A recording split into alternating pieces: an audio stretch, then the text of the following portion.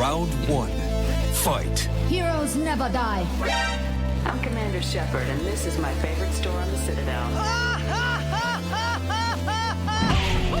I used to be an adventurer like you. Then I took an arrow in the knee. Power, sex, power.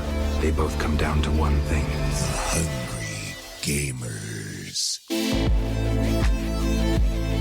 Hello, and welcome everyone to the 309th episode of the Hungry Gamers podcast. We are powered by ATEBIT.net and those sexy legends over at Audio Technica. Go upgrade your audio game today over at audiotechnica.com. I am your extremely humble host, Brendan White. You can find me just about everywhere at Brendan8bit. And joining me today, as is tradition, my podcast, Ride or Die, the Quaxley to my Fuecoco. You can find her on them socials at Miss Ellie Hart. Miss Ellie Hart, how the bloody hell are ya? I'm doing good. You caught me mid burp, internalizing a burp. I'm like, oh, how are you? How are you? I'm doing well. I'm equal parts tired and energized because I've started my new job this week. It's a good time, good feeling, good vibes, but just adjusting the body clock and the sleep routines back to normality has not been easy. I'm used, the last few weeks I've gotten used to just doing whatever and, waking up whenever the body allows me to wake up. But instead I'm regimented now and I've got to be awake and up and about at 7 and out the door to drive to the office for all the onboarding and stuff. So it's been a shock to the system, but I've actually kind of enjoyed having a little bit of a structured routine this week. I love structure. Structure is what keeps me motivated usually. And welcome to the morning time as well. Welcome back to sunrise, I guess. Yeah, if that. It's nice to be here. It's a bit of a shock to the system walking outside and getting in the car and my retina's nearly catching on fire from the sunlight in between the erratic bouts of rain here in Melbourne. But yeah, it's good. It's a good vibe at the moment. The energy is at a high. We're sort of on the race now to the Christmas break in all aspects with work and 8-bit and THG and everything else in between. So you've only got a handful of episodes left, listeners, before we take a little holiday break. Yeah, I can't believe it. I know it's so cliche to be like, oh, I can't believe it's the end of the year, but it's the last few months. It's just there's quite a few things that kind of happen within the last few months of the year. So I think by having those pinpointed sections of the year, you anticipate them and you're like, okay, now that's done. Okay, well, especially here, it's okay, so Thanksgiving's coming. Okay, so then, now Thanksgiving is over. So then, now it's Christmas. And then Christmas is over. And now it's the end of the year. It's just so intense. It's a lot to think about. And then the stresses that come from the holiday period, not only for the shopping and the gift giving and all that, but also trying to juggle time to see friends and family and get together for the big gatherings and stuff. It is a lot. So anyone that is feeling that strain already, just take a minute, breathe, just chip away a little bit at a time because it can be very daunting. And don't beat yourself up if you don't get everything done or get all the gifts you were hoping to either give or receive. Exactly. Yeah, but let's jump in where we always do here with THG. We'll talk about what we've been up to, and I appreciate that we've both been on a similar journey, albeit one a Scarlet tinted version and one a Violet tinted version. I'm on Pokemon Scarlet. Ali is on Pokemon Violet, so we've jumped into Game Freak's latest big old hit on the Nintendo Switch. And let me start with, which starter did you actually go with? I went with Fuecoco, the fire crocodilian. Did you go the same? Same. I love my little chunky goofball. He's great. Did you name he or she as well? Yeah, Picante. Picante. I called mine Frankie. So I've got Frankie Fuecoco doing his thing, and he's just the best. He's so damn cute. He is absolutely adorable, and I am all but determined not to evolve him. So, yeah, I sort of, spoilers for myself. I looked at the final evolutions for the 3 starters just to sort of see which way I wanted to go, and I nearly went Quaxley because that he's a bit of a final one. boss. the final one was like, it almost had me like seeing the cha-cha-cha like kind of dance moves that you see it do and how it runs, how it follows the trainer. I'm like, oh, that almost is something to make me change my mind at the end. But I need to find a Quaxley in the wild and catch he or she so they can join my party and I can get that awesome sort of like water dancing fighting type that it has in its final Evo. So a little capoeira. Yeah, it's so good. But let's talk about this game as a whole here. We'll be as spoiler free as possible, listeners. So anyone that hasn't played Pokemon Scarlet or Violet yet, fear not. We aren't going to spoil the story for y'all. But what's your thoughts on Pokemon Scarlet and Violet so far? I don't give about the story. If there is one, I don't care. This it is such a slow slog. Like at the start, like it just drags on, and I'm almost like mad at myself that I reached a particular point where there's just a lot of like story and developing about the world and your ambitions and all this sort of stuff, and it just took forever. It was really, really slow, and obviously the game is slow in other ways. But it just like I got so bored of it that I was watching TV and just hitting A or B or whatever makes the dialogue go faster. So I don't know if I agreed to something that like amongst the dialogue, but I just didn't care. I just wanted to go out there and start catching Pokemon and seeing the Pokemon world. But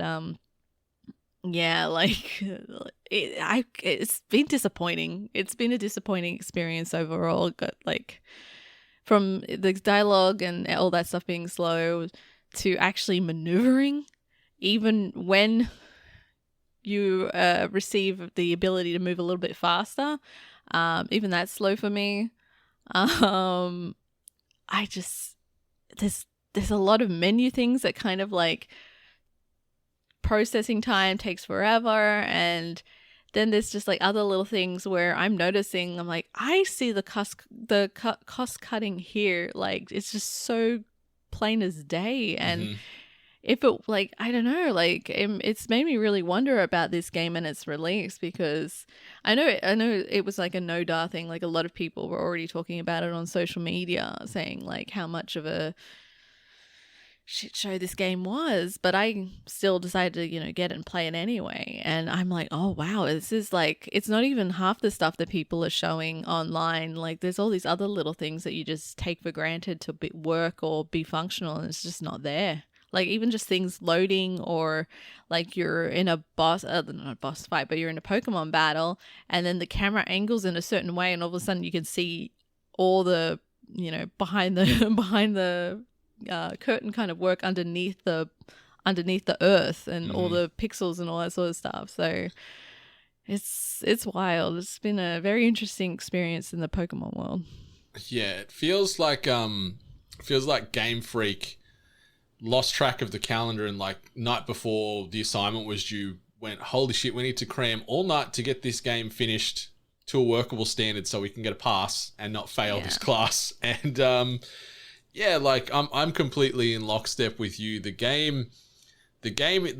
world and the area of which you traverse is big and large, but it is mostly hollow and empty. There's a lot of the same assets getting recycled over and over. Oh yeah. The detail in a lot of these assets is nothing to write home about, to say the least. Anyone that's probably been on the internet the last week or so has probably seen a whole host of JPEGs and things making fun of the lack of detail in environments, or the ground or the wall or the grass or whatever. It's throw a dart and you'll hit something that is very under-rendered, it feels like. So the world itself, when you look at it from a broad lens, it looks kind of pretty and it's kind of open and lush and Pokemon-esque. But when you start sort of drilling down onto those finer details, you certainly, like you said, you see behind that curtain and go, oh boy, this is a bit of a mess here, Game Freak. I don't know what's going on, but I'm with you too. Like the game, it takes a while to get going, and I do appreciate that early on in the game,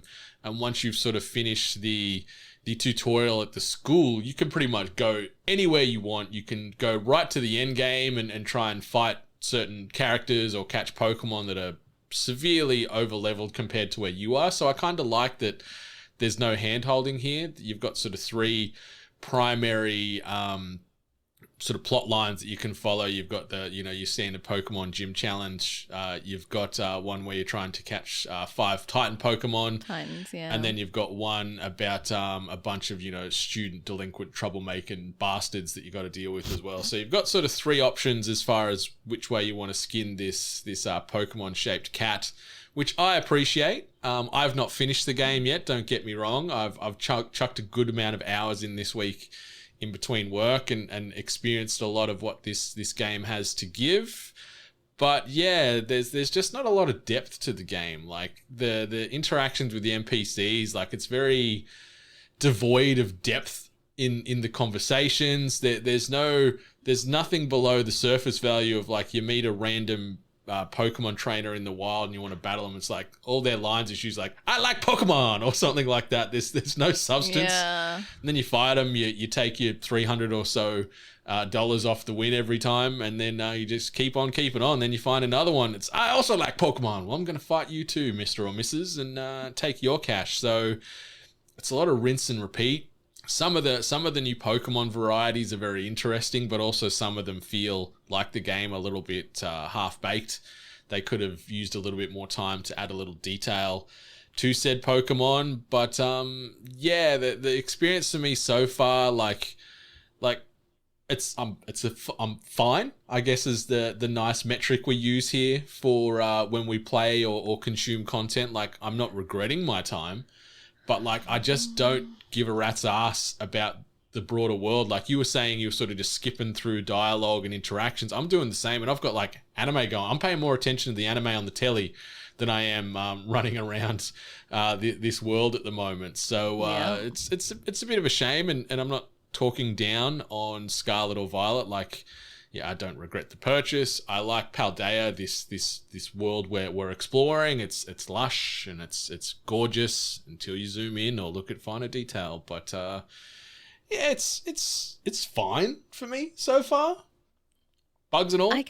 I'm not on fine. I actually had a dialogue with my husband just a moment ago, like talking about how we're spending the afternoon, and he has the options of playing Call of Duty or Ragnarok. Like, he's talking about which one he wants to play, and he's like, what do you want to play? And he goes, you gonna play more Pokemon? I'm like, no, it feels like a chore. Like right now it feels like a chore. Like that's how like winded like this whole experience is. And like talking about the dialogue, and I've been trying to remember what it was that the damn character said I did, and I know it's a term that the youth say.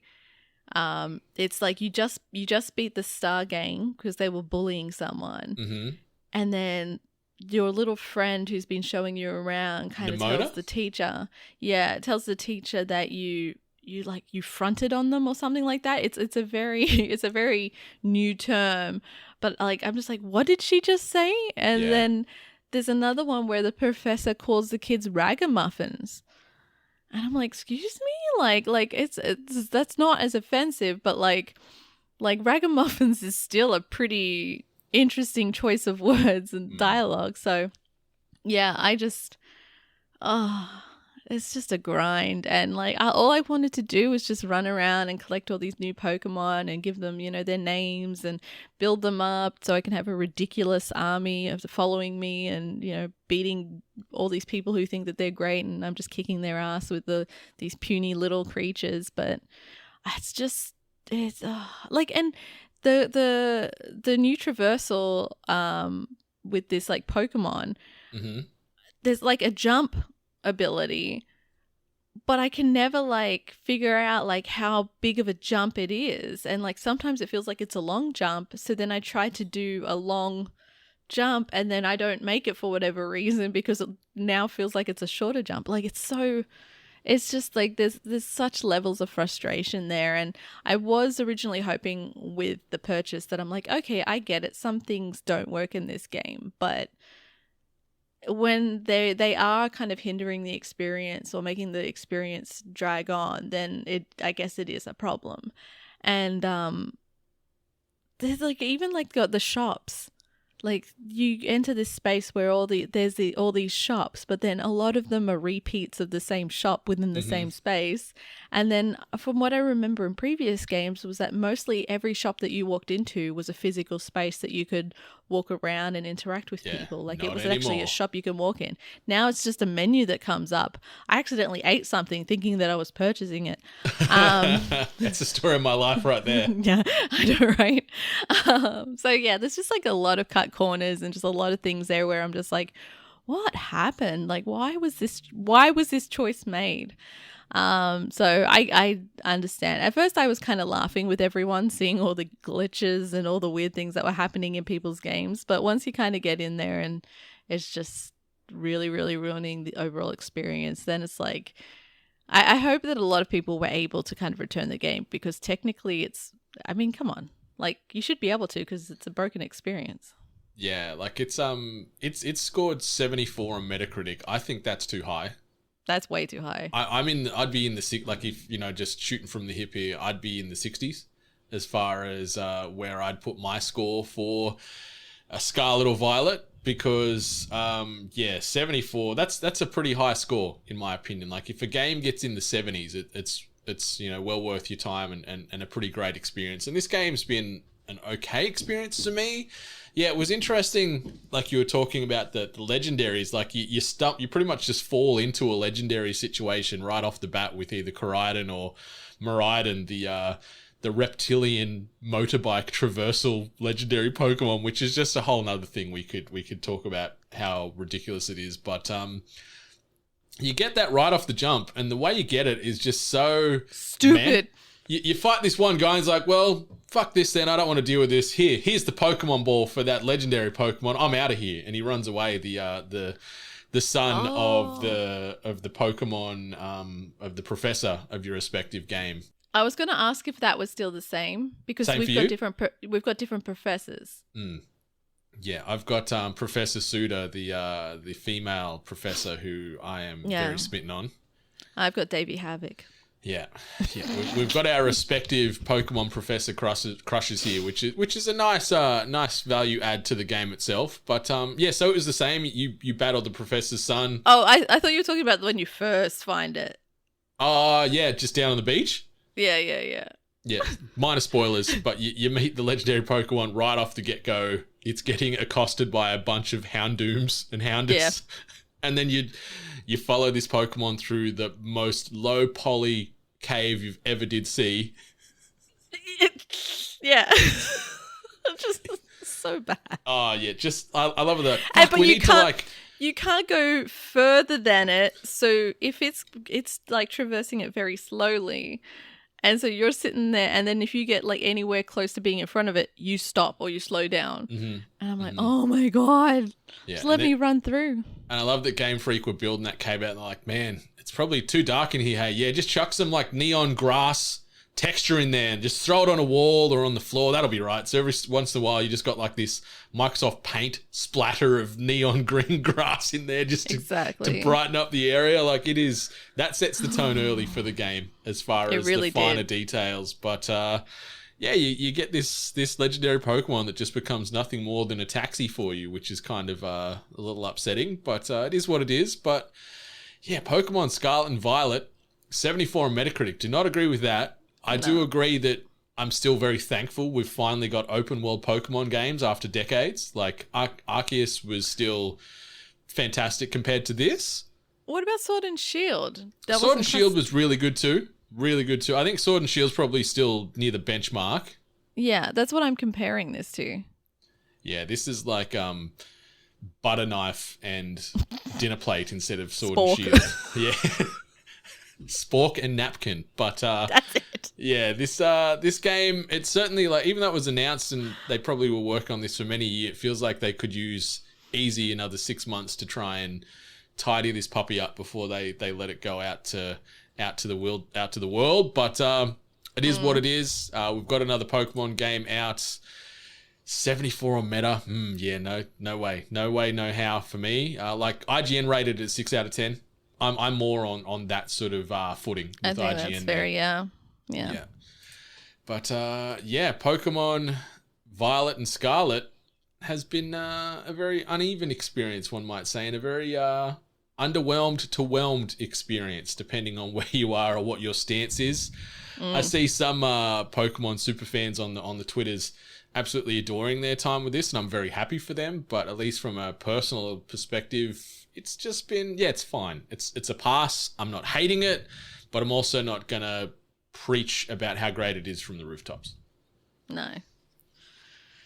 Something I can't talk much about it because I'm under NDA at the moment, but I've started to crack into Callisto Protocol this week as well. Holy moly. And I'm just fist bumping right now. For anyone just on the audio, I am like fist bumping like no one's business because this game is great. That's all I'm going to say. You'll get a deeper dive on that in the coming week or two. But get excited for what Glenn Schofield and his team has done there with Callisto Protocol because, it is a stark comparison to Pokemon Scarlet and Violet. So that's great. And I just wanted to quickly also shout out the season finale of Andor played out this week on Disney Plus, and take a bow to everyone involved in the production of that show because my goodness gracious me, I love it, and it is very, very, very special and some of the best Star Wars you ever will see. I'm going to give it another try. I will eventually go back and try it again. But yeah, because it has been getting like great reviews, like, so I'm like, okay, because of the it seems like anyone that had my opinion, we all like dropped off and never went back, and it seems like everyone that kind of hung out and stayed to it, they've just been raving about it. So I'm like, all right, like I will give it another go based on these incredible reviews it's been getting. Maybe there's something I missed. My impatience has always been the worst part of me when it comes to taking on a new series. So I will possibly give it another try and see what the hype is about. Yeah, I think you'll be very well rewarded. I'm with you. Like those first 2 episodes, it took me a while to feel it and settle into this world. The first 2 episodes, I was like, and I actually had to rewatch episode 2 when those first 3 episodes dropped because I wasn't paying full enough attention, didn't really understand what was going on. But since I went back and rewatched that and then sort of just rode this wave, I have loved every minute of it. It is, some very, very special storytelling and, well worth watching as far as new content this year. It's the peak of Star Wars greatness. So, it is so good and I can't wait for more of it down the line. But I see you've also watched something on Netflix, which I'm a fan of, and I'm happy to hear that you've consumed a good chunk of this week. Yeah, so the person that says that they never have enough time to try all these shows that everyone recommends to me, I went out and decided to watch an anime on my own. Damn straight. God. So, randomly stumbled upon like some kind of like video on my Instagram or social media, of this anime that looked really like grotesque and crazy, and I'm like, all right, you've got me. Well, let's see what this is about. And when I searched into it and I saw a lot of graphics from the manga, I looked at it, I'm like, oh, this looks really messed up. I have to look into it now. So I started watching the anime Doro He Doro. And I'm 6 episodes in. I only discovered this like the other day. So I'm 6 episodes already in. Only 12 episodes, so I'm going to be very disappointed when I finish this. But, I am so on board. This is my kind of anime. It is great. It is so good. Like, it's messed up. But it also doesn't take itself too seriously. And it's just the art design throughout the episodes and all the character designs and the characters that have been developed. I love it all. There's yet to be a character that I hate, which is usually something that I always find myself. I'm like, everything's good, but I can't stand this character. No, so far I love every character, good, bad. The concept is unique-ish.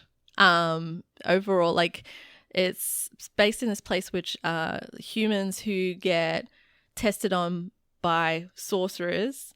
It's called the Hole.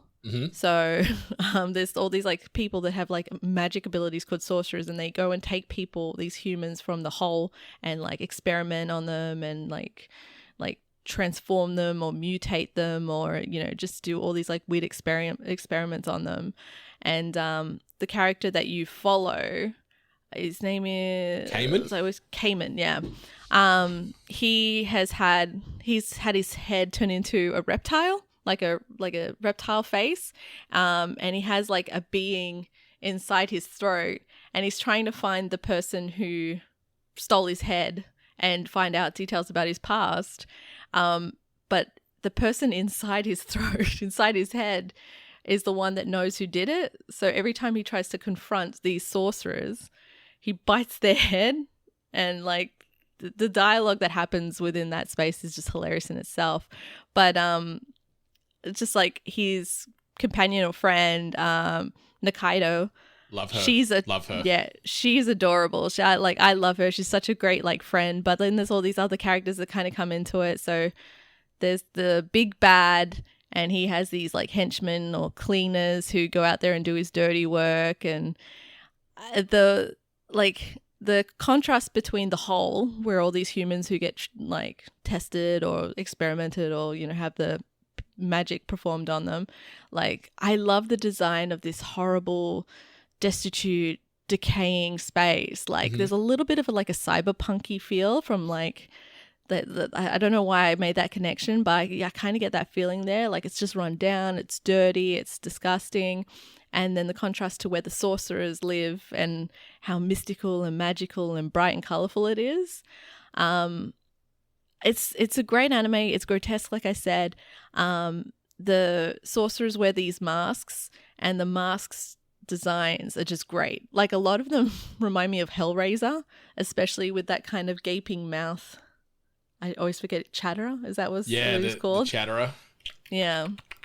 But yeah, I think if you aren't looking for anything too cutesy wootsy and you're looking for something a little bit more grungy, a little hardcore, I definitely think you should check out Dorohedoro, because it's fun, it's got action, it's a little messed up, but it's been great so far. Just consistently good episode to episode. So yeah, I think you're gonna really enjoy the whole arc that those 12 episodes, and there's a heap of OVAs as well that you can check too, that sort of continue some of the story off the back of that with certain characters and put them into certain situations. But it's super fun, and I like what you were saying, that it sort of straddles the line of fun, action. There's some comedic elements in there. There's some gore and violence. So when it can sort of chuck all that into a blender and sort of not forget what the end goal is, it's really well done. Like, they juggle all these tones and themes really well. And yeah, I remember when I watched it maybe a year or so ago, I was just randomly surfing Netflix, and I saw that little anime tile come up for Dorohedoro, and I'm like, what the hell is this? This looks absolutely absurd. And I chucked it on, and I binged it all over like the span of a day or two, because it just hooked me. Like, it's a really, really well put together anime. The story's great. The characters are fleshed out. Like you were saying, Nikaido, she's a little cutie patootie. She runs her own little cafe or restaurant, the Hungry Bug, which I love. And just some of the other characters they introduce. Yeah, oh my God. It makes me so hungry watching that show sometimes, and then also repulsed. But it's awesome. And those three sort of primary hub worlds that the anime and the manga live and breathe in and around is really cool, and I like that they're all very distinctive. So I'm happy that you're watching it, and I'm happy that you're enjoying it, because it is it's super fun and just very, very unique in all the right ways.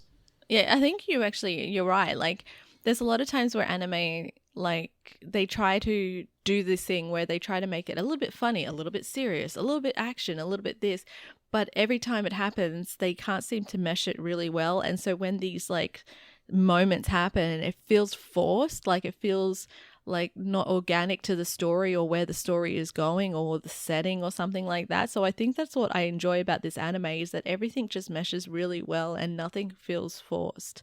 And I think that's the line that I like to enjoy, is that like you see someone just get their head chopped off, and then there's like a little bit of comedy that just works, and then it's just they go over it. They don't sit on it. They don't deep dive into it. They just keep on going with the story and everything. So and I love that the sorcerers like have their. I always love everyone having their own tropes, their own like little little design to Mannerisms. themselves. Yeah, exactly. And I love that sort of thing. So that's always something to like hang on to when it comes to anime as well. So yeah. It's very accessible, this show, for anyone that's like not. Well, unless you don't like gore, Yeah, if you don't, then maybe don't watch this. you might want to skip this one. It's fine. It's fine. Who doesn't like seeing heads getting bitten? But it's on Netflix, which is awesome. Yeah, it's on Netflix. It's subbed and dubbed too, so depending on your preference, you can listen or read. You're sub gal. Sub girl. No, I dubbed this one because that's just how I roll, because I'm not a true weeb apparently. But anyway, let's just jump into some housekeeping. Obviously, the Biddies and the Festivus nominations are still officially open. So check out, we've dropped a tweet over at We Are 8-Bit on the Twitters with links to both of those. Otherwise, you can go to videogamesandculture.com/awards to get your votes in. Those voting lines are open for another week or two, depending on the category there. And, putting those nominations and votes in get you in the draw to win a heap of swag from us, Audio Technica, Spreadshirt, and a few other fantastic little sponsors. So, chuck your votes in. It'll take you a couple of minutes to write your thoughts, and you could win yourself a nice swag pack of goodies there from us and all those fantastic other vendors I just mentioned there. So if you want to support us monetarily, you can do so over at ko-fi.com/weare8bit, or go to our official merch store at shop8bit.net. But Miss Hart, I think it's time to jump into this. This week's news headlines. All right, and the first little quick hitter, just sort of jumping indirectly off the back of our Pokemon talk earlier. So even though we don't rate it very highly, the world is still just as hungry for Pokemon because, now that Violet and Scarlet are out in the wild, they've sold an impressive 10 million combined units within the first 3 days of launch. This also accounts for the highest global sales level for any software on any Nintendo platform within that time frame. So Pokemon Scarlet and Violet launched globally on November the 18th. And those figures encompass both packaged and downloadable versions of the game. So obviously there's been a few more days since, because we are recording on the 26th/25th of November, depending on where you are in the world. So it would not surprise me if that 10 million potentially might be sitting at 15 plus, maybe to, I don't know if, 20 is feasible to say. But people will be crazy for Scarlet and Violet, Miss Hart. 10 million combined in 3 days. Holy moly. Yeah, I think that also goes to show that, like, we all made our decision on whether we were going to play this game. Some of us just bought it day one because, and then others just bought it because, like, it didn't matter what we saw in the reviews. We wanted to try it out for ourselves. That one's me. And I just think it's a little bit bad that everyone just bought the game. We all bought the game because we wanted the Pokemon experience, and there really isn't anything that Nintendo can kind of do in, like, pressuring a studio to bring out a polished game. Like, we all bought it because it's Pokemon, and they're the only people that can do Pokemon. They're the only people that can do that experience. We all love Pokemon, so we all just bought it. And it's not a great game. Yep, you can hear our full thoughts again if you want to circle back to the start of this episode. Yeah, it's certainly didn't hit the notes that we were hoping for it to hit for our respective selves, I think. But it hasn't stopped the world from being horny and hungry for more Pokemon. And I'm very curious to see what these sales figures look like after Christmas, because obviously this will be on many a child and adult's list as far as a Christmas gift, Scarlet or Violet. So yeah, this game is just going to continue to sell like bananas. And the rough part is that this means that then Game Freak aren't under such a lens for the game being a little broken, because they're like, you know what, this game's 70% complete or whatever, just throwing a number out there, but yet it still sells like hotcakes. Like, that's fine. We've got out of here by the skin of our teeth here, and give us a gold star, Nintendo, because look at all the money we've just made you. Yeah, I think that's the bad thing about it, right? They don't have to hold so much accountability. Like, I don't know if Nintendo or the overlords care about review scores if the money talks, so to speak. So, yeah, I think at the end of the day they'll be looking at that bottom line and going, you know what? Look at the profitability of this game, even though it is a bit busted. money over quality. Which way would I go? But talking about sales figures, jumping to another platform, we're going to go over to Sony because they've revealed that God of War Ragnarok is now the fastest selling first-party game launch in PlayStation history.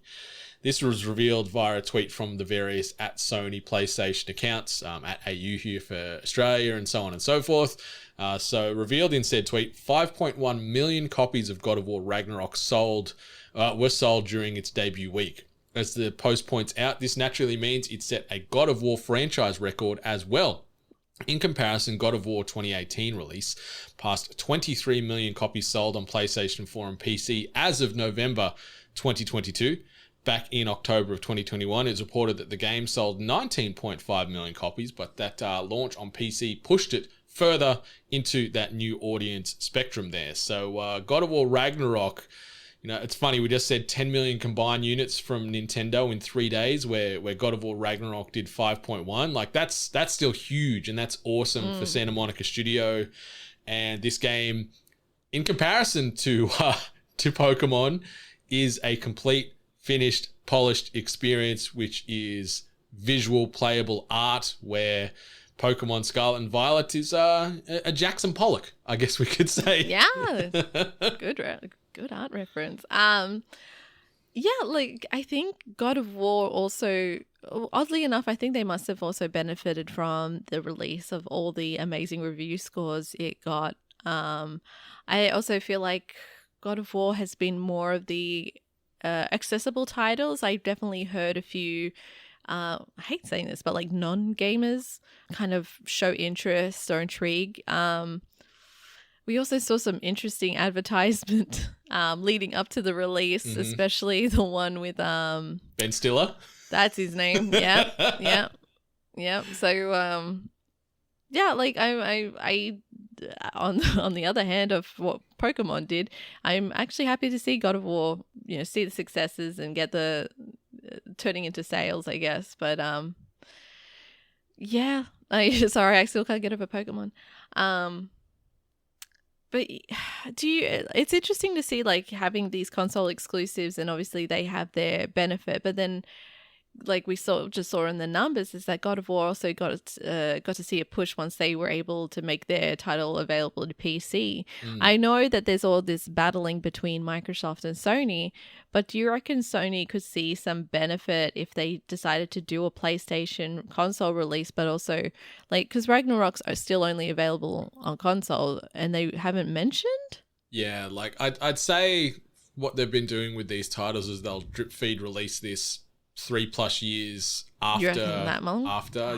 Maybe a little less. Like it was 3.5 years, I think, where it went from PlayStation and then dropped onto PC in last year, and they're starting to do that with Death Stranding and Horizon and Spider-Man and stuff like that. But I think they're so fearful of losing any type of market share that's never going to be a day one release on both console and PC, but seeing it a few years later, they get this influx. Like, you look at that, like, just crunching quick numbers, that's another 15% growth or something straight off the bat, jumping to PC, where they've sold another 3.5 million copies on PC over the span of a 12-month cycle for a game that had been out for 3+ years before that. So it's clear that a lot of people are still hungry for these games, and it also seems pretty clear that a lot of PC gamers might not have these other platforms and just be solely PC gamers, so they don't get to experience it at day one. So it's a shame that they won't get Ragnarok anytime soon, but I dare say, what are we in 2022? Maybe by 2024-ish, we might see Ragnarok drop onto PC, and another little influx of sales out data will be available for us to talk about on THG. True. But yeah, two games going gangbusters in week one. Sony and Nintendo just making all that cash, all that hack silver, you could say, if we want to tie it to a God of War reference there. But the next bit of news, shifting tone completely. But this is interesting. This goes into some ongoing acquisition and merger discussion, which we've been covering now for 12 months plus. But the latest go around ties into the FTC, which is the Federal Trade Commission, they're reportedly, in quotes, very likely to file an antitrust lawsuit to block the $68.7 billion deal that would see Microsoft acquiring Activision Blizzard. As reported by Politico, Activision Blizzard has responded to the report from Politico, saying any suggestion that the deal between Microsoft and Activision could lead to anti-competitive effects is completely absurd. Furthermore, Activision is ready to battle against any of these claims to ensure the deal will close. Yeah, so that quote I just mentioned comes from an Activision Blizzard spokesperson directly stated to IGN, and they're saying this merger will benefit gamers and the US gaming industry, especially as we face increasingly stiff competition from abroad.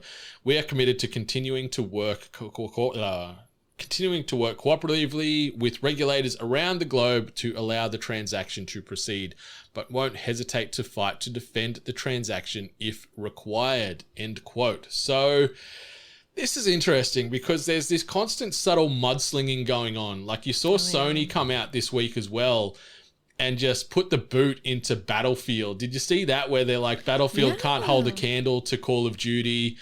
So if Call of Duty ends up being a Microsoft exclusive in the future, you know, we can't hitch all our wagons to Battlefield and hope that we'll have a competitive first-person shooter into the future. So it's Call of Duty or bust, because Sony is wang, and Microsoft is saying, we're going to give you this game for at least the next, 9+ years.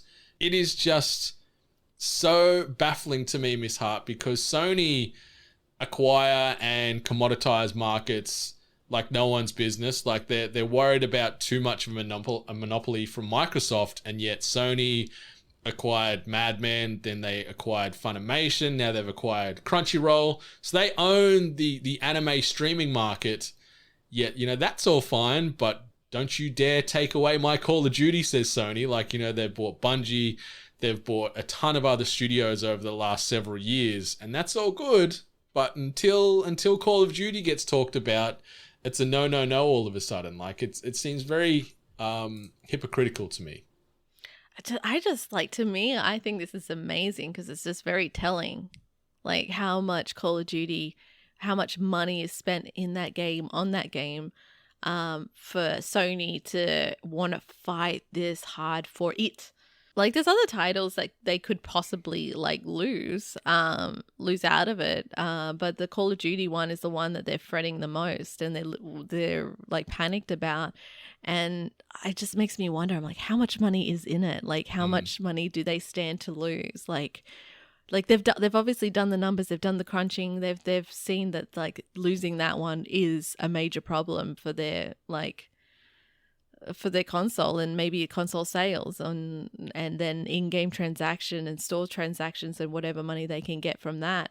And then like as they've mentioned, like it's not just FTC. We also saw, I think it was like some government group or someone in the UK that also pushed back recently.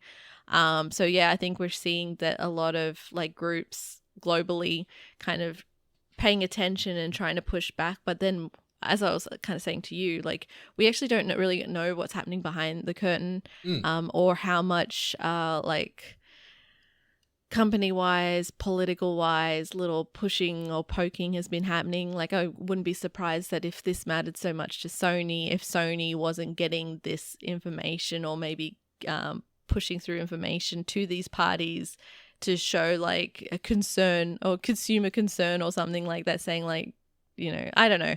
That's just me being a little bit like skeptical and being a bit little, but I know this has been like a long-winded thing. I know that we didn't think it was going to be smooth, but these are a lot of bumps and a lot of front-facing bumps that the consumers can see as well. Like I'm sure a lot of these purchases usually happen behind closed doors and usually doesn't hit a lot of speed humps, but this one's been very public and just. It's been very interesting to follow. It's very drawn out and dragged out in the public eye a lot. And it's funny because there's so much mud getting slung.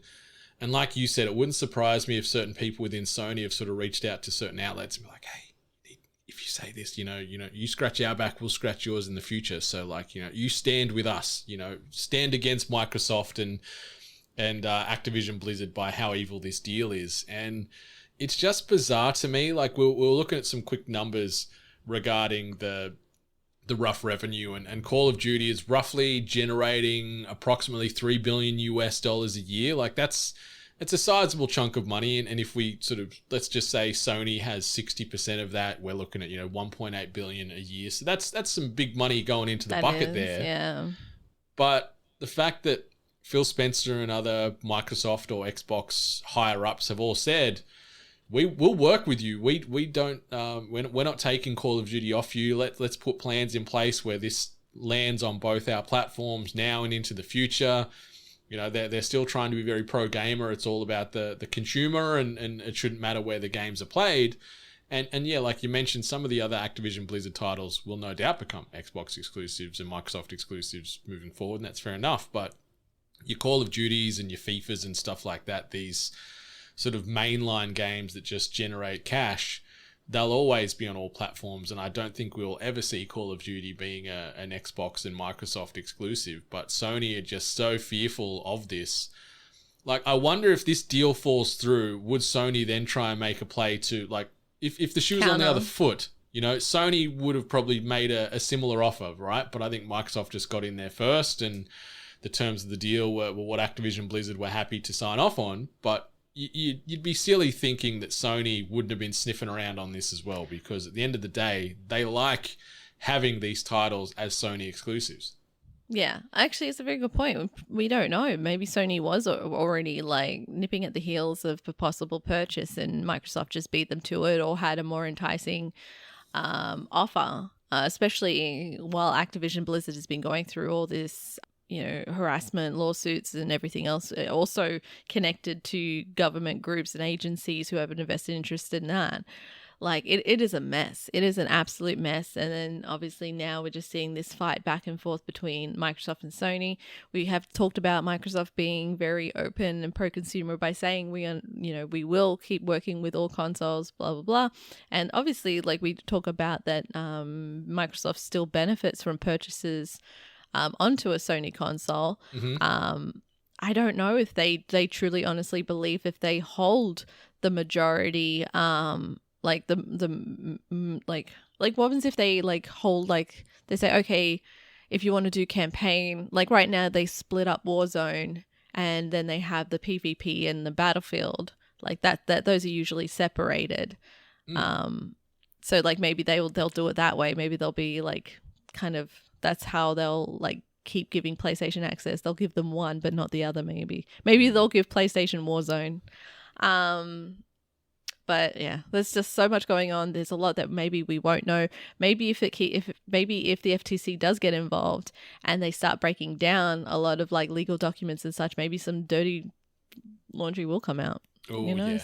I have no doubt this is not the last time we're going to be talking about this melodrama. But it's funny because like Microsoft would be very silly to take this away from other platforms, because there's so much money that can be made off the the spin-offs attached to that are playing on Sony and the like, where that's then marketing they don't have to factor in. Like, they're getting marketing for nothing then, because Sony want to market this game and make money. So like the whole rising tide raises many ships type of thing. So just let these larger than life games exist on all the platforms, and Microsoft can just clip the ticket on the way through and still make money and have some incentives for players to try and shift their COD focus to Microsoft. But yeah, like, it doesn't make any sense for them to say no to Sony for titles like this that are larger than life and just annual billion-dollar earners, or multi-billion-dollar earners, I should say. So yeah, like, I'd imagine the same thing. Oh, it's tough to say. Like, if someone like a Rockstar gets acquired eventually, like, what would Sony do? I'd say they'd want to lock Grand Theft Auto to just Sony platforms now and into the future, where I feel like, am I being biased and just trying to be overly optimistic and say I don't feel Microsoft would do that? But I don't know. Grand Theft Auto is another one of those tentpole games that sort of just exist on its own, in its own orbit compared to the rest of the gaming world too. So I don't know. I don't know. But we'll keep talking Sony here, and Sony and Honda may have indeed found a solution for more entertainment on the go, a plan that includes integrating PlayStation 5 support in future electric cars. In an interview with the Financial Times, President and COO of Honda Mobility, Izumi Kawanishi said, it's possible to integrate the PS5 into cars. The console and other Sony services are part of a greater vision to make a more entertainment-driven vehicle, competing with other electric models like Tesla. So, I like the concept of this, but I also am terrified that people will try and play while gaming, or like hack the car so they can play while gaming, because I'm assuming it's only playable when you're in park or something, because otherwise people be dying. Yeah, I think that's how Tesla works, is that you can only, I think like maybe even like the engine can't be on or something. Like it's they have things to make sure that you can't play and drive. Yeah, but this is very Mickey Mouse niche concepts. Like, this is not a sell point for me when I'm trying to buy a car. Like, I like cars, I like to be comfortable in a car, but like if I'm gaming, I'd love to just park my car at home and be on my couch, or somewhere comfortable like that, and be playing on my television, as opposed to the weird inbuilt screen in my Tesla or Honda. I don't know. Car culture has changed quite a bit. I live in a state where there's a lot of Teslas. Like Teslas like everywhere. They're like every other kind of car now. And so it doesn't like blow my mind anymore when I see one. In saying that, like there are little things that I usually hear about a Tesla. I'm like, that's pretty cool. That's pretty cool. Like customizing your own honk sound. Like it could be any sound any file sound that you want. You can make it your honking sound. And they put Cuphead in the Tesla. And then if you have dogs, you can have a little like setting so the car is comfortable for your dog while you go to the shops or anything like that. Like, I like that. I can appreciate that. Yeah, but like no way am I going to get a Tesla and support that. But like then talking about getting a PS5 in the car, I kept on thinking about, was it the PS4 that sounded like a jet engine? Mm-hmm. Yeah. I'm just like, oh, like, usually people get like electric cars also for the sound, like it's usually quieter, and I'm like just imagining that you load up your PS5 or whatever console into the car, and next it sounds like a jet engine trying to go off. That powered by PS5. Make the car really hot. Like all that AC would probably just get sucked in by the fans of the PS4, and you're just sitting in a sweatbox then. Yeah, I'm wondering if they try to do like cloud-based gaming maybe, instead of like really throwing major components into it. But the cars are the future. They're like, soon we can just live in our cars. Yep. It'll go that way, or it'll be, the self-drive. See, if it's self-driving and I can play while the car drives me somewhere, I'm like, yeah, that's feasible. I can be doing two things at once, hypothetically, but the thought Imagine of playing GTA while you're driving, it just seems counterintuitive sort of thing. Yeah, it's Honda and Sony doing their thing together. Let's see what happens in the coming years there.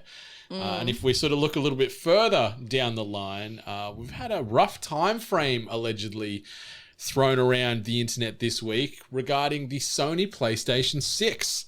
So there's a lot of rumor and a lot of chatter going due to some leaks popping up. And discovered in documents from the United Kingdom's Competition Markets Authority as part of the ongoing Microsoft Activision merger investigation, it appears the PS6 will either be coming out late 2027 or in 2028. So that's going to give the PlayStation 5 a rough life cycle of approximately 7 years. So we've got a few more years to wait before the PlayStation 6 makes its way to the Honda electric cars of the world and everything else. But who knows? Maybe the PlayStation 6 will be a car and it's transformable into a console. Maybe we're going full Transformers here in 2028. But that doesn't seem actually feasible at all. But yeah, Sony PlayStation 6 coming out in 2027 or 2028. It's interesting to be talking about the new console, especially when we are constantly finding ourselves having a discussion about games that are being released, games that are being created right now for the PlayStation or new consoles, and that division between people that are saying that new games should only be built for the newer consoles, because a lot of people feel that games are being held back by making them playable on the previous gen. I've made a passing comment that I was not as impressed with God of War, detail wise. So rude.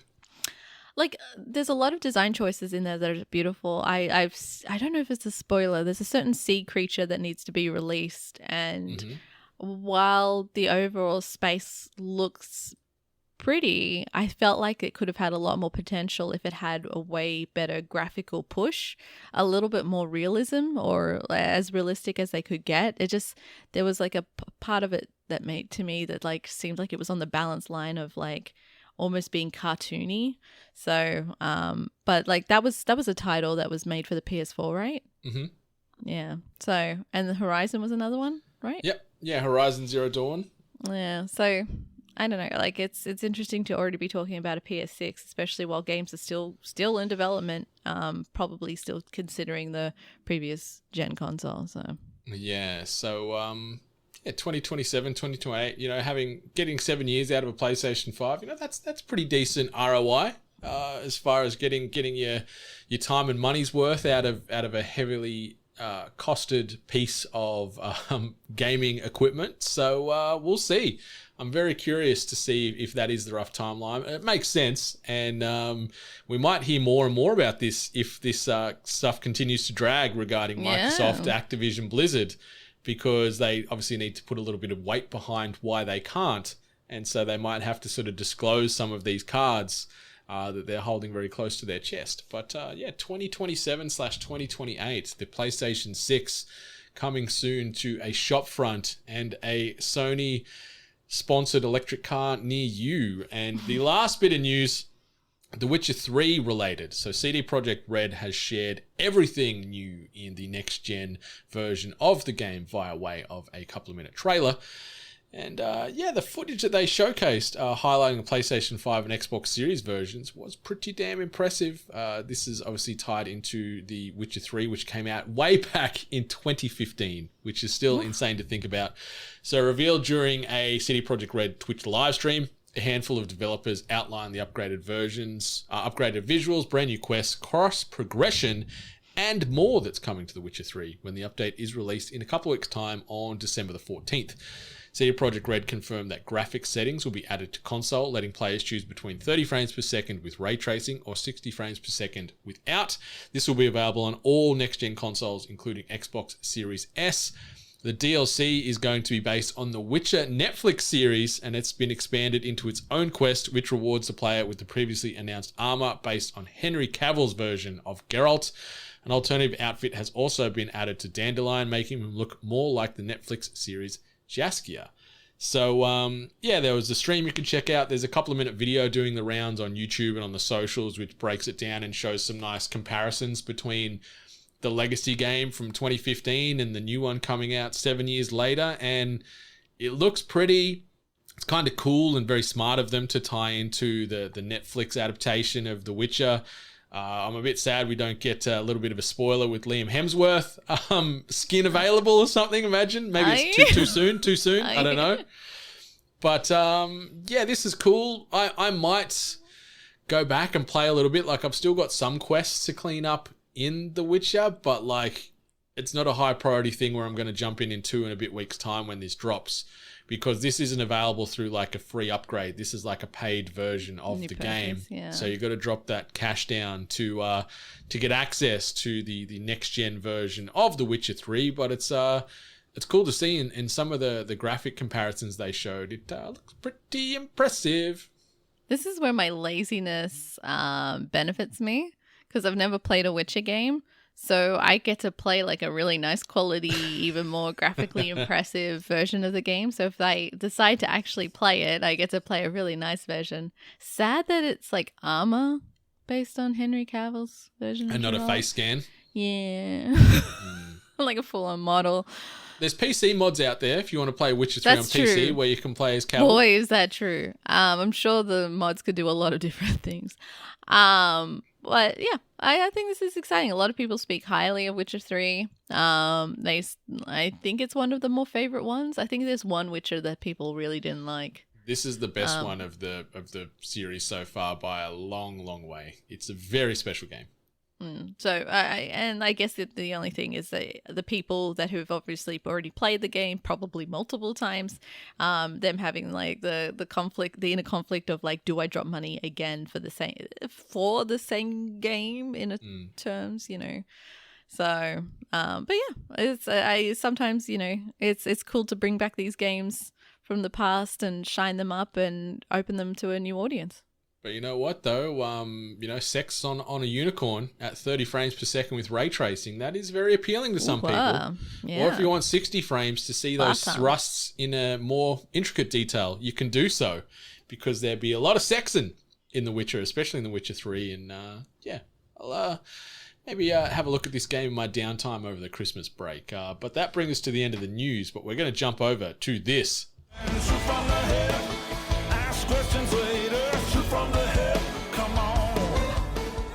What is your favorite gaming controller of all time? I'm not necessarily after the best one, because it's probably just the DualSense, or, you know, if you like the Xbox Elite controller, whatever. But just the controller that you still love, that you view as an icon, a cherished form factor, an art piece, if you will. What's the one that you see and it just makes you happy? Because for me, it's probably the original PS1 controller, pre-DualShock. Picking up the controller was like a foreign alien artifact had come down from space. And I want to know what that is for you. Is it the Duke? Is it the Wiimote? Is it whatever we call the Nintendo 64 monstrosity? Let me know. Well, thank you, Jono. Like as we've mentioned, listeners, that is a new segment we've got called Shoot from the Hip. And we have not heard that question until we play that drop. So we are shooting from the hip with our responses. We're going to aim honest and true. And the controller, as I was sort of processing this in my head as he was sort of getting to the question and explaining some of the controllers, even though the controller kind of does suck, I'm going the Nintendo 64 controller with just how absurd it is. Like, you need three hands to play with that thing properly. Jono shot from the hip and he got me in the heart, because I love that design. Was ridiculous. It still is. But how, like, those of us that played it, how many of us have got a broken little joystick in the middle because of whatever game? Usually it's Mario Party, but like we all lost like the joystick in the middle, and then we all had our different ways that we had to hold the controller, especially based on which game that we played. But I always loved. There was always this one Nintendo 64 controller in our house that would get fought over, and it was that cool like plastic see-through design. Yeah. So it was just so cool, and it was so like late 90s, early 2000s, you know, like you could see through it. So yeah, like I was gonna say, like that was just like it's such a cool memory. It's such a weird, unique, alien device. And it's a lot of fun memories attached to that one. Sore palms is what, not for the sore palms because of the joystick. Yeah, trying to do the rotating, like the circular motions. Yeah, that's it. Yeah.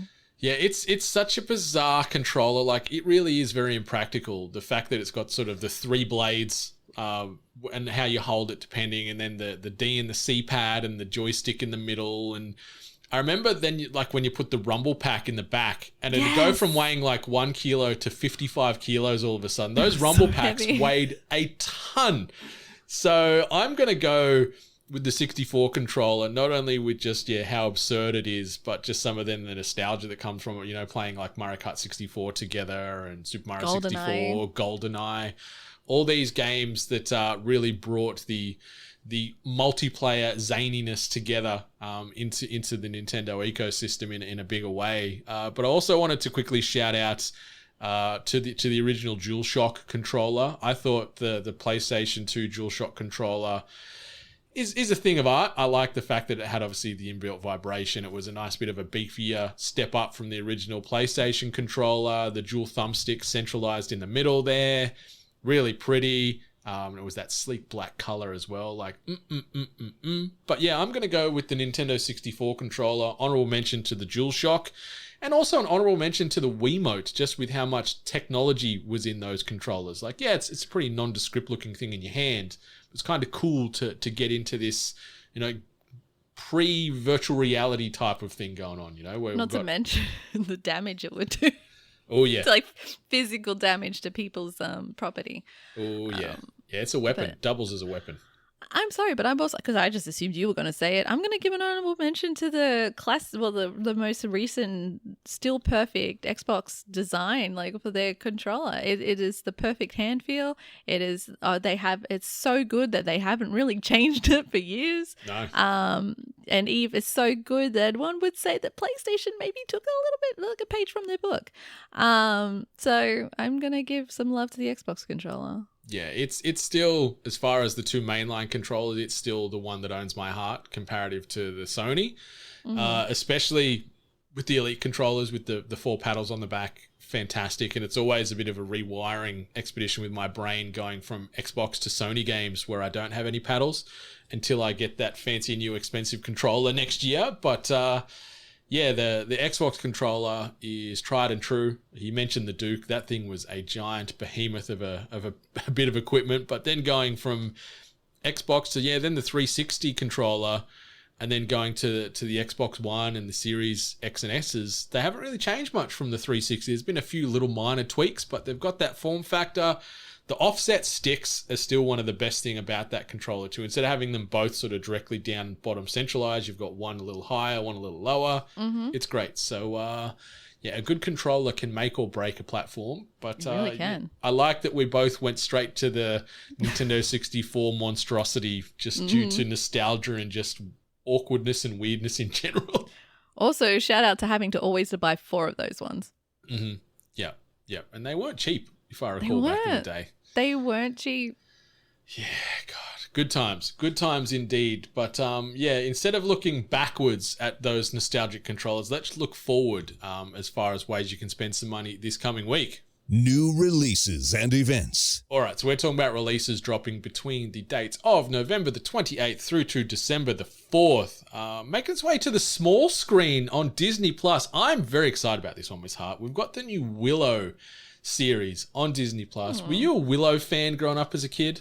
No. Oh, it's a great film. Great film. Shout out to Val Kilmer in that, a young, spry-looking Val Kilmer as the protagonist in Willow. But I'm very keen to see what they do with this. We've got some nice, serialized high fantasy. This is going to, hit those similar beats as Wheel of Time, as a Lord of the Rings, all that kind of stuff. So I'm keen as a bean for Willow. On the big screen, we've got a couple of films here. We've got Carnifex, Little Eggs African Rescue, which is a kids-based animated film. And the last one I want to mention here, Violent Night. So that's the one with old mate that plays Hopper from Stranger Things, assuming the role of Santa Claus and going on some kind of like violent vigilante anti-hero killing spree. Looks super violent, super pulpy, and I'm keen to watch that. Are you going to check it out? No, it looks stupid. It looks so, come on. This looks like one of those, like, now there was like a bunch of movies that were released like towards the butt end of like the COVID closure kind of entertainment closure business where we saw media coming out slowly, but you could tell that they were very constrained on like budgeting or locations or how many actors could be within a space. Like that's what this one feels like to me. And then there's a bunch of Christmas movies already coming out, and isn't there a new Santa Claus that they're doing with Tim? It's a series. They've made a TV series of the Santa Claus. Gosh. Yeah. Actually, sorry, way off. Talking about TV series, like we've seen the pivot to TV series being absolutely like killing it, especially obviously with Star Wars and Disney Plus, making some incredible productions, obviously HBO, even Apple TV. So we're seeing a lot of stars start moving to the small screen.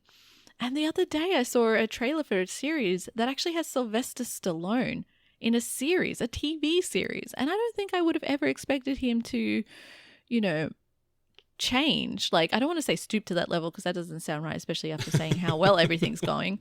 But yeah, I'm just really impressed by seeing like how much TV series has been on the up and up, that they're getting big stars. Yeah, it's kind of cool seeing you wouldn't see the Hollywood film stars belittle themselves in years past and spend time on the small screen, but now that's becoming more and more commonplace, and I'm all for it. So hopefully we get a little bit more of that. And the other film I forgot to mention here that's dropping this week in very, very select cinemas. It's only, I think, for 1 or 2 days only this coming week, listeners. But any anime fans, the quintessential quintuplets movie is going to be airing this week. I'm going to go watch that because I cannot wait to see what plays out in that film because I love that anime so much. And who doesn't want to watch an anime about 5 twin sisters all vying for one man's love? I'm sure there's a different kind of movie like that. I'll look up that one too for reasons later.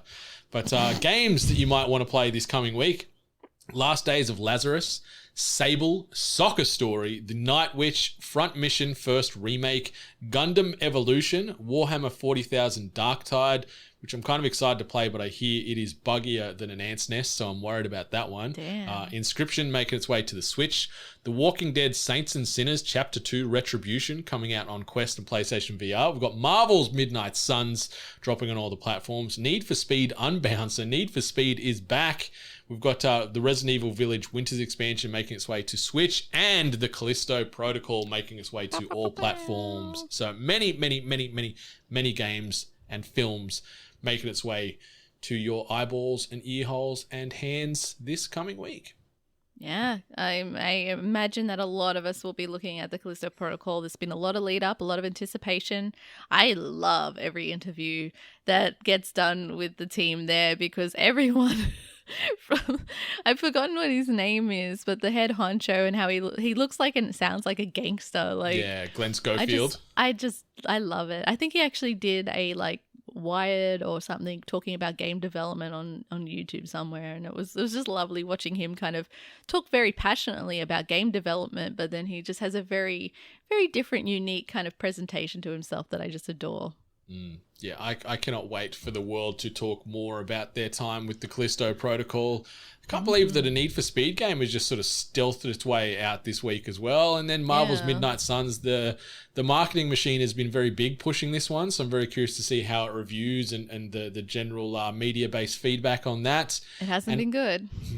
Yeah, it's a bit upsetting. And then, that Darktide, the 4-player sort of Warhammer 40k squad-based game, looks fun, but all I'm seeing on the internet at the moment is how busted it is, which makes me sad because it looked like a game I want to play. Yeah, it did look cool, so I'm kind of sad about that. Yes. But 8-Bit Nation, we're a little sad because we are now at the official end of episode 309. Miss Hart, anything else you wanted to shout out before we move on out of here for another week? Yeah, just everyone get your biddies in, your biddy votes in, as well as Festivus. Tell us what you love or loathe about us or about the industry. There's a lovely little bit to fill out there, and just make sure you get it in time so you can get a sweet what's the word I'm looking for? I don't know. Participation, not as participation with the podcast. Yeah. So have your voices heard. If you want to send any audio-based responses in for the biddies or Festivus as well, do so. Drop us an email, hello@8bit.net, or send us that audio file. Just DM it on the Twitters at WeAre8bit. Obviously, you can find me at Brendan8bit and Ali at Miss Ali Hart. But 8-Bit Nation, that brings us to the official end of 309. So until next time, much love. And stay hungry. You've been listening to The Hungry Gamers, one of many gaming and geek culture related podcasts from the 8-Bit Collective over on 8bit.net. Check out more episodes on your podcast service of choice. And while you're there, please be sure to rate and subscribe. Until next time, boys and girls, stay hungry.